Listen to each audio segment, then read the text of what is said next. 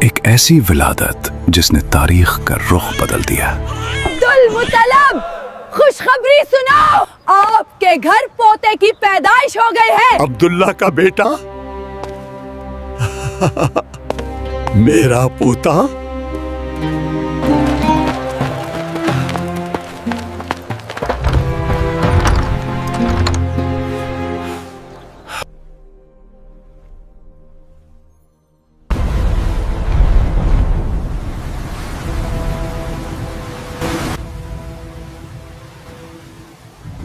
بارہ ربیع الاول پیر کا دن تھا۔ ابھی سورج کی پہلی کرن نمودار بھی نہ ہوئی تھی، مگر مکہ کا ایک گھر اس دنیا کے سب سے بڑے نور سے روشن ہو چکا تھا۔ جب حضور صلی اللہ علیہ وسلم کی پیدائش ہوئی، برسوں کی پیاسی زمین نے گویا سکون کی سانس لی۔ وہ خشک سالی جو عرب کا مقدر بن چکی تھی، اس رحمت کے آنے سے پہلے ہی خوشحالی میں بدل گئی۔ ہر گھر میں برکت تھی، ہر دل میں امید، جیسے پوری دھرتی اپنے مالک صلی اللہ علیہ وسلم کے استقبال کے لیے تیار ہو رہی۔ وہ سب سے بڑی نشانی حضرت آمنہ کے جسم اطہر سے ایک ایسا نور نمودار ہوا جس نے مکہ ہی نہیں بلکہ بصرہ اور شام کے محلات کے بھی روشن کر دیا۔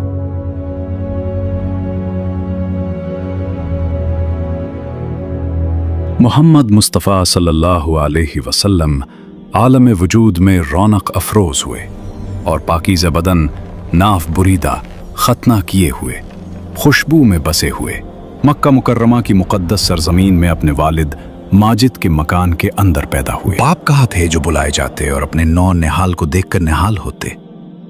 وہ تو پہلے ہی وفات پا چکے تھے۔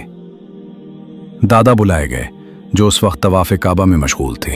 سردار مبارک ہو، آپ کے گھر وہ پوتا پیدا ہوا ہے جس نے مکہ کی گلیوں کو نور سے بھر دیا ہے۔ عبداللہ کا بیٹا، میرا پوتا۔ یہ خوشخبری سن کر دادا عبد المطلب خوش خوش حرم کعبہ سے اپنے گھر آئے اور والہانہ جوش محبت میں اپنے پوتے کو کلیجے سے لگا لیا۔ اے میرے لاڈلے، تو اپنے باپ کی نشانی ہے، تو میرے اجڑے ہوئے گھر کی رونق ہے۔ لوگو سن لو، میں اس بچے کا نام محمد رکھتا ہوں تاکہ آسمانوں میں اللہ اور زمین پر اس کی مخلوق اس کی حمد و ثنا کرے۔ یہ وہ نام تھا جو عرش پر پہلے ہی لکھا جا چکا تھا۔ عبد المطلب نے دعا مانگی اور مکہ کے در و دیوار سبحان اللہ پکار اٹھے۔ اس کے بعد ابو لہب کی لونڈی سویبہ خوشی میں دوڑتی ہوئی گئی اور ابو لہب کو بھتیجا پیدا ہونے کی خوشخبری دی۔ مبارک ہو، آپ کے بھائی عبداللہ کے گھر بیٹا پیدا ہوا ہے۔ کیا کہا؟ عبداللہ کا بیٹا؟ یہ تو بہت بڑی خوشخبری ہے۔ جا صوبیہ، اس خوشخبری کے صدقے آج سے تو آزاد ہے۔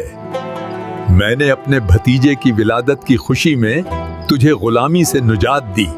ابو لہب نے اس خوشی میں شہادت کی انگلی کے اشارے سے سویبہ کو آزاد کر دیا، جس کا ثمرہ ابو لہب کو یہ ملا کہ اس کی موت کے بعد اس کے گھر والوں نے اس کو خواب میں دیکھا اور حال پوچھا تو اس نے اپنی انگلی اٹھا کر یہ کہا کہ تم لوگوں سے جدا ہونے کے بعد مجھے کچھ کھانے پینے کو نہیں ملا، مگر اس کے کہ سویبہ کو آزاد کرنے کے سبب سے اس انگلی کے ذریعہ کچھ پانی پلا دیا جاتا ہوں۔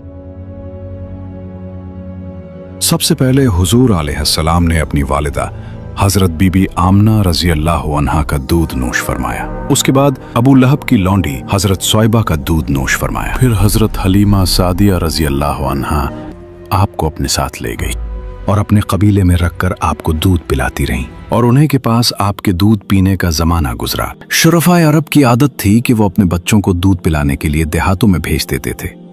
دیہات کی صاف ستھری آب و ہوا میں بچوں کی تندرستی اور جسمانی صحت بھی اچھی ہو جاتی تھی اور وہ خالص اور فصیح عربی زبان بھی سیکھ جاتے تھے۔ حضرت حلیمہ سعدیہ رضی اللہ عنہا کا بیان ہے کہ میں بنی سعد کی عورتوں کے ہمراہ دودھ پینے والے بچوں کی تلاش میں مکہ کو چلی۔ اس سال عرب میں بہت سخت قحط پڑا ہوا تھا۔ میری گود میں ایک بچہ تھا، مگر فقر و فاقہ کی وجہ سے میری چھاتیوں میں اتنا دودھ نہیں تھا جو اس کو کافی ہو سکے۔ رات بھر وہ بچہ بھوک سے تڑپتا اور روتا بلبلاتا رہتا تھا اور ہم اس کی دلجوئی اور دلداری کے لیے تمام رات بیٹھ کر گزارتے تھے۔ ایک اونٹنی بھی ہمارے پاس تھی، मगर उसके भी दूध ना था। मक्का मुकर्रमा के सफर में जिस खच्चर पर मैं सवार थी वो भी इस कदर लागर था कि काफिले वालों के साथ ना चल सकता था। मेरे हमराही भी उससे तंग आ चुके थे। बड़ी बड़ी मुश्किलों से ये सफर तय हुआ। जब ये काफिला मक्का मुकर्रमा पहुंचा तो जो औरत रसूलुल्लाह सल्लल्लाहु अलैहि वसल्लम को देखती और ये सुनती कि ये यतीम है तो कोई औरत आपको लेने के लिए तैयार नहीं होती थी, क्योंकि बच्चे के यतीम होने के सबब से ज्यादा इनाम और इकराम मिलने की उम्मीद नहीं थी। इधर हजरत हलीमा सादिया की किस्मत का सितारा चमक उठा। इनके दूध की कमी उनके लिए रहमत की ज्यादती का बाइस बन गई, क्योंकि दूध कम देखकर किसी ने उनको अपना बच्चा देना गवारा न किया। हजरत हलीमा सादिया ने अपने शौहर से कहा, ये तो अच्छा नहीं मालूम होता कि मैं खाली हाथ वापस चलूं। उससे तो बेहतर यही है कि मैं इस यतीम ही को ले चलूं। शौहर ने उसको मंजूर कर लिया और हजरत हलीमा उस यतीम को ले आई, जिससे सिर्फ हजरत हलीमा और हजरत आमिना ही के घर में नहीं बल्कि कायनात आलम के मशरक और मगरिब में उजाला होने वाला था। हजरत हलीमा की सूई हुई किस्मत बेदार हो गई और सरूर कायनात उनकी आगोश में आ गए। अपने खैमे में लाकर जब दूध पिलाने बैठे तो बारान रहमत की तरह बरकात नबूवत का ज़हूर शुरू हो गया। खुदा की शान देखिए कि हजरत हलीमा के मुबारक पिस्तान में इस कदर दूध उतरा कि रहमत आलम ने भी और उनके रजाई भाई ने भी खूब शिकमसैर होकर दूध पिया और दोनों आराम से सो गए। उधर ऊंटनी को देखा तो उसके थिन दूध से भर गए थे। हजरत हलीमा के शौहर ने उसका दूध दुहा और मियाँ बीवी दोनों ने खूब सैर होकर दूध पिया और शिकमसैर होकर रात भर सुख और चैन की नींद सोए।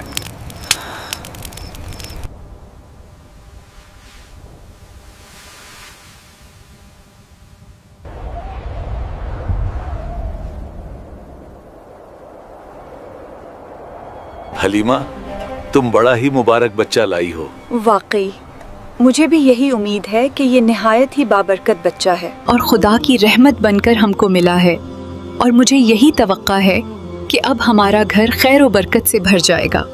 हजरत हलीमा फरमाती हैं कि उसके बाद हम रहमत आलम को अपनी गोद में लेकर मक्का मुकर्रमा से अपने गांव की तरफ रवाना हुए तो मेरा वही खच्चर अब इस कदर तेज चलने लगा कि किसी की सवारी उसकी गिर्द को नहीं पहुंचती थी। काफिले की औरतें हैरान होकर मुझसे कहने लगीं कि ए हलीमा, क्या ये वही खच्चर है जिस पर तुम सवार होकर आई थी, या कोई दूसरा तेज रफ्तार खच्चर तुमने खरीद लिया है? अलगरज हम अपने घर पहुंचे। वहां सख्त कहत पड़ा हुआ था। तमाम जानवरों के थनों में दूध खुश्क हो चुके थे, लेकिन मेरे घर में कदम रखते ही मेरी बकरियों के थन दूध से भर गए। अब रोजाना मेरी बकरियां जब चरागाह से घर वापस आती तो उनके थन दूध से भरे होते। हालांकि पूरी बस्ती में और किसी को अपने जानवरों का एक कतरा दूध नहीं मिलता था। मेरे कबीला वालों ने अपने चरवाहों से कहा कि तुम लोग भी अपने जानवरों को उसी जगह चराओ जहां हलीमा के जानवर चरते हैं। चुनाचे सब लोग उसी चरागाह में अपने मवेशी चराने लगे जहां मेरी बकरियां चरती थीं। मगर यहां तो चरागाह और जंगल का अमल दखली नहीं था। ये तो रहमत आलम के बरकात नबूवत का फैज था, जिसको मैं और मेरे शौहर के सिवा मेरी कौम का कोई शख्स नहीं समझ सकता था। अलगरज इसी तरह हरदम हर कदम पर हम बराबर आपकी बरकतों का मुशाहिदा करते रहें, यहां तक कि 2 साल पूरे हो गए और मैंने आपका दूध छिड़ा दिया। आपकी तंदुरुस्ती और नश्व नुमा का हाल दूसरे बच्चों से इतना अच्छा था कि 2 साल में आप खूब अच्छे बड़े मालूम होने लगे। दस्तूर के मुताबिक अब अमानत उसके असल मालिक के हवाले करने का वक्त आ चुका था। हजरत हलीमा भारी दिल के साथ मक्का पहुंची। गलियां वही थीं, मगर आज उनके हाथों में पूरी कायनात का सुल्तान था। हजरत आमिना रजी अल्लाह अन्हा अपने घर के दरवाजे पर खड़ी हैं। हजरत हलीमा रजी अल्लाह अन्हा बच्चे को उनकी गोद में देती हैं। हजरत आमिना रजी अल्लाह अन्हा ने अपने दिल के टुकड़े को सीने से लगाया और हजरत हलीमा को उनकी खिदमत के बदले बेपनाह इनाम और इकराम से नवाजा। मगर हलीमा के लिए सबसे बड़ा इनाम वो बरकतें थीं जो वो 2 साल अपने साथ समेटती रहीं। कायदे के मुताबिक अब अमानत लौटाने का वक्त आ चुका था, मगर जिन आंखों ने 2 बरस तक आसमान से बरकतें उतरते देखी हों, वो इस नूर से जुदाई कैसे बर्दाश्त कर सकती? मगर मोहब्बत हमेशा कोई ना कोई रास्ता निकाल देती है। इसी साल मक्का में एक खौफनाक वबा फैली हुई थी। हजरत हलीमा ने इसी बीमारी को एक ढाल बनाया और हजरत आमना से दरख्वास्त की, आमना, शहर की हवा जहरीली है, अपने लाडले को कुछ और दिन हमारे पास रेगिस्तान की साफ हवा में रहने दो। चनाचे हमने इस वबाई बीमारी का बहाना करके हजरत बीबी आमना को रजामंद कर लिया और फिर हम रहमत आलम को वापस अपने घर लाए और फिर हमारा मकान रहमतों और बरकतों की कान बन गया और आप हमारे पास निहायत खुश खुर्रम होकर रहने लगे। आप सल्लल्लाहु अलैहि वसल्लम घर से बाहर निकलते और दूसरे लड़कों को खेलते हुए देखते, मगर खुद हमेशा हर किस्म के खेल कूद से अलहदा रहते। एक रोज मुझसे कहने लगे कि अम्मा जान, मेरे दूसरे भाई बहन दिन भर नजर नहीं आते, ये लोग हमेशा सुबह को उठकर रोजाना कहाँ चले जाते हैं? मैंने कहा कि ये लोग बकरियां चराने चले जाते हैं। ये सुनकर आप सल्लल्लाहु अलैहि वसल्लम ने फरमाया, आप मुझे भी मेरे भाई बहनों के साथ भेजा कीजिए। चुनाचे आपके इसरार से मजबूर होकर आपको हजरत हलीमा ने अपने बच्चों के साथ चरागाह जाने की इजाजत दे दी और आप रोजाना जहां हजरत हलीमा की बकरियां चरती थीं तशरीफ ले जाते रहे और बकरियां चरागाहों में ले जाकर उनकी देखभाल करना जो तमाम अंबिया और रसूलों की सुन्नत है, आपने अपने अमल से बचपन ही में अपनी एक खुसलत नबूवत का इजहार फरमा दिया। एक दिन आप चरागाह में थे कि एकदम हजरत हलीमा के एक फर्जंद जुमरा दौड़ते और हाँपते कांपते हुए अपने घर पर आए और अपनी माँ हजरत बीबी हलीमा से कहा कि अम्मा जान, बड़ा गजब हो गया। मोहम्मद को 3 आदमियों ने जो बहुत ही सफेद लिबास पहने हुए थे चित लिटाकर उनका शिकम फाड़ डाला है और मैं उसी हाल में उनको छोड़कर भागा हुआ आया हूँ। ये सुनकर हजरत हलीमा और उनके शौहर दोनों बदहवास होकर घबराए हुए दौड़कर जंगल में पहुंचे तो ये देखा कि आप बैठे हुए हैं, मगर खौफ और हिरास से चेहरा जर्द और उदास है। हजरत हलीमा ने इंतहाई मुशफिकाना लहजे में प्यार से पूछा कि बेटा क्या बात है? आपने फरमाया कि 3 शख्स जिनके कपड़े बहुत ही सफेद और साफ सुथरे थे मेरे पास आए और मुझको चित लिटाकर मेरा शिकम चाक करके उसमें से कोई चीज निकालकर बाहर फेंक दिया और फिर कोई चीज मेरे शिकम में डालकर शगाफ कोसी दिया, लेकिन मुझे जर्रा बराबर भी कोई तकलीफ नहीं हुई। वाकया सुनकर हजरत हलीमा और उनके शौहर दोनों बेहद घबराए और शौहर ने कहा कि हलीमा, मुझे डर है कि इनके ऊपर शायद कुछ आसीब का असर है, लिहाजा बहुत जल्द तुम उनको उनके घर वालों के पास छोड़ाओ।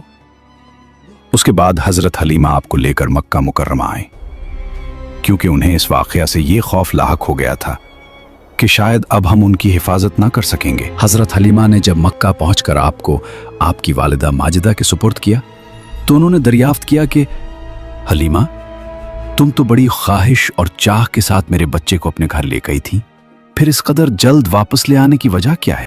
जब हजरत हलीमा ने शिकम जाग करने का वाकया बयान किया और आसीब का शुबा जाहिर किया तो हजरत बीबी आमना ने फरमाया कि हरगज नहीं, खुदा की कसम, मेरे नूरे नजर पर हरगिज कभी भी किसी जिन या शैतान कामिल अमल दखल नहीं हो सकता। फिर अय्याम अमल और वक्त विलादत के हैरत अंगेज वाकयात सुनाकर हजरत हलीमा को मुतमईन किया और हजरत हलीमा आपको आपकी वालिदा के सुपुर्द करके अपने गांव में वापस चली आई और हुजूर अलैहिस्सलाम अपनी वालिदा की आगोश में तरबियत पाने लगे। जब हुजूर अक़दस सल्लल्लाहु अलैहि वसल्लम हजरत हलीमा के घर से मक्का मुकर्रमा पहुंच गए और अपनी वालिदा मोहतरमा के पास रहने लगे तो हजरत उम्मे ऐमन, जो आपके वालिद माजिद की बांदी थी, आपकी खातिरदारी और खिदमतगुजारी में दिन रात जी जान से मसरूफ रहने लगे। ऐमन का नाम बरकत है। ये आपको आपके वालिद से मीरास में मिली थी। यही आपको खाना खिलाती थीं, कपड़े पहनाती थीं, आपके कपड़े धोया करती थीं। हुजूर अक़दस सल्लल्लाहु अलैहि वसल्लम की उम्र शरीफ जब 6 बरस की हो गई तो आपकी वालिदा माजिदा आपको साथ लेकर मदीना मुनव्वरा, आपके दादा के नन्नीहाल बनु अदी बिन नज्जार में रिश्तेदारों की मुलाकात या अपने शौहर की कब्र की जियारत के लिए तशरीफ ले गईं। हुजूर अलैहिस्सलाम के वालिद माजिद की बांदी उम्मे ऐमन भी इस सफर में आपके साथ थी। वहां से वापसी पर अबुआ नामी गांव में हजरत बीबी आमना की वफात हो गई और वो वहीं मदफून हुई। वालिद माजिद का साया तो विलादत से पहले ही उठ चुका था। अब वालिदा माजिदा की आगोश शफकत का खात्मा भी हो गया, लेकिन हजरत बीबी आमना का यतीम जिस आगोश रहमत में परवरिश पाकर परवान चढ़ने वाला है, वो उन सब ज़ाहिरी असबाब तरबियत से बेनियाज है। हजरत बीबी आमना की वफात के बाद हजरत उम्मे ऐमन आपको मक्का मुकर्रमा लाए और आपके दादा अब्दुल मुत्तलिब के सुपुर्द किया और दादा ने आपको अपने आगोश तरबियत में इंतहाई शफकत और मोहब्बत के साथ परवरिश किया। और हजरत उम्मे ऐमन आपकी खिदमत करती रहीं। जब आपकी उम्र शरीफ 8 बरस की हो गई तो आपके दादा अब्दुल मुत्तलिब का भी इंतकाल हो गया। प्यारे व्यूअर्स, ये था सीरतुन नबी सल्लल्लाहु अलैहि वसल्लम सीरीज का दूसरा एपिसोड। इंशाअल्लाह